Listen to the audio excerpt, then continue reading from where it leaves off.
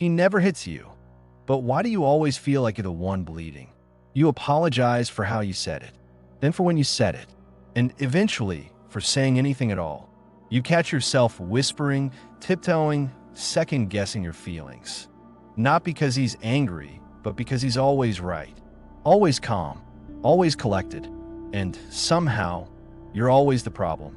There are no bruises, no slaps, no shouting matches, just this haunting ache in your chest, this sense that you're losing pieces of yourself, one quiet compromise at a time. You find yourself rewriting the conversation in your head, not to remember, but to make sure you weren't crazy. You wonder if it's you, if you're just too emotional, too sensitive, too much. Because every time you try to speak up, he tilts his head, sighs, and makes you feel like a foolish child. You shrink, not out of fear of violence, but fear of dismissal, of being misunderstood, of being made to feel like your feelings are invalid again. And slowly, you start apologizing for things that never used to need apologies, for needing affection, for asking questions, for being tired, for wanting more, until one day, you look in the mirror and you don't recognize the woman staring back at you. She looks so familiar, but she's dimmer now, quieter. She doesn't laugh like she used to.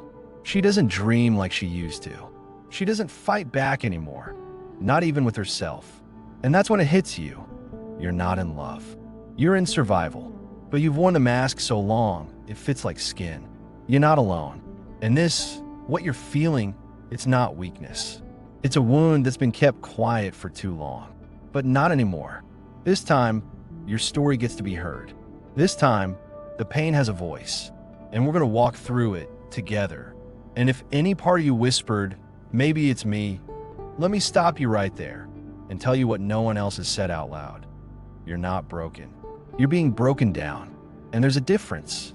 The you that once laughed freely, asked questions boldly, expressed needs without apology, she's still in there. But she's been slowly trained, not with violence, but with confusion. Not with threats, but with withholding. Let me say this as clearly and gently as I can. You're not crazy. You're conditioned. Conditioned to second-guess your emotions before you speak. Conditioned to play out every conversation in your head before it happens. Not to express yourself, but to avoid being misunderstood. Conditioned to think peace in the home means silence from your mouth. And no, he doesn't raise his voice. He doesn't throw things. He doesn't cheat. Instead, he uses the quiet like a leash. He corrects your memory like it's faulty. He questions your tone like you're always too emotional. He listens just long enough to make you feel heard, then turns the entire thing around until you're apologizing again. And it's exhausting, isn't it? It's like you're drowning in a pool that looks calm from the surface. No one sees it. They call him a good man, quiet, stable, responsible. And you start to feel guilty for even questioning it. Because what kind of woman complains when she isn't being hit? What kind of woman wants to leave when nothing bad is happening? You do. The one who's been living in a home full of invisible landmines. The one who's learned to smile through the guilt and tuck her truth behind her teeth. The one who carries a silent ache that no one claps for because it leaves no bruises, just a slow erasure of self. And I want you to hear this in the deepest part of your being. You are not too much. You're not too needy. You're not the problem. You are emotionally starving in a relationship that offers no nourishment. Only control dressed as calm, indifference dressed as logic, and love laced with manipulation. And the pain you feel, it's not weakness. It's your soul trying to wake you up before you disappear completely. You speak, and he says, you're being too sensitive. So next time you hold it in, you stay quiet. You give him space. And even then, he looks at you and says, you've become so cold. It's a trap, a carefully laid emotional prison where every door leads to blame. Speak and you're dramatic. Stay silent and you're distant. Cry and you're unstable. Laugh too much and you're not serious enough. You're always wrong, and he's always the calm one. But that calm, it's not peace, it's power. You were never too sensitive. You were just feeling things he didn't want to be responsible for.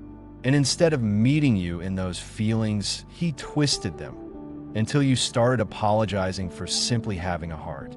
The truth is, no one warned us about this kind of pain. They told us to leave if he hit us. They told us to run if he cheated. But they never told us what to do when he slowly silences your soul. With logic, with passive comments, with absence instead of presence. This kind of abuse doesn't scream.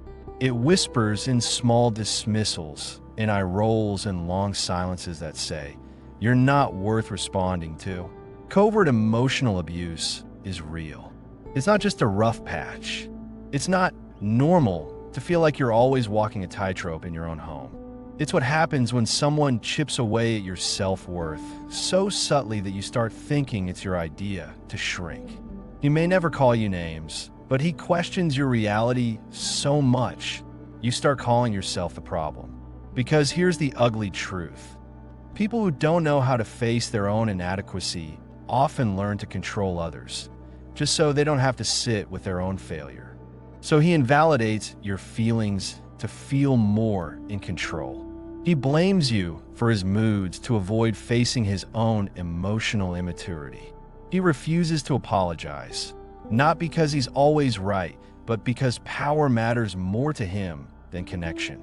And you, the woman who once lit up every room, you start dimming your fire just to stop burning him. You trade honesty for harmony. You trade dignity for survival. You trade yourself for the version of you he can tolerate. But let's get one thing crystal clear, dear sister. Love that requires you to abandon yourself isn't love. It's emotional control. You're not too much. You're not broken. And your pain is not a weakness. It's a signal.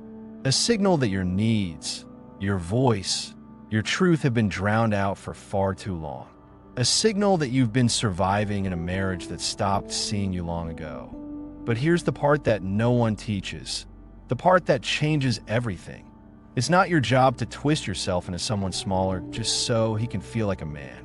Your sensitivity is not a flaw. It's a compass, and it's trying to guide you back home to yourself. Dear sister, I know how confusing it gets when the person who says he loves you is also the one who keeps making you feel like a burden. I know how you second guess everything now. Your tone, your timing, your truth, because somehow it always turns into your fault.